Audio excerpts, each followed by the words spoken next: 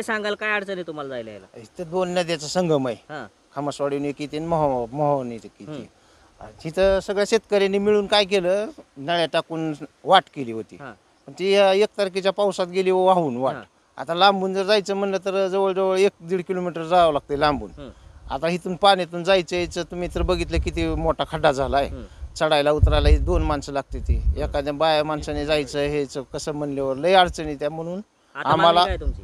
आता कुणी बरेच नेते मंडळीने बी आम्ही कल्पना दिली की बाबा आम्हाला रस्त्याची अडचण आहे, पूल तयार करून द्या. पण नाही काय कुणी केलं.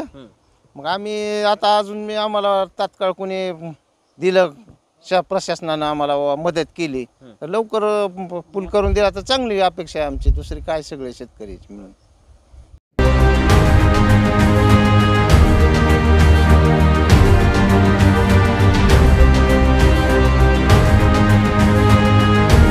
सांगाल, काय अडचण आहे तुमची? इथून आम्ही शेतात जाताना पूल होता एक वाहून गेला.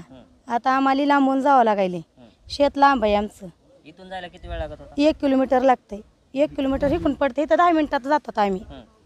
मग आता 1 किलोमीटर ऊन जावं लागते लांबून. बरं, आता मागणी काय तुमची? आम्हाला ही पूल बांधून द्यावं लागते, शेताचा रस्ता करावा लागते.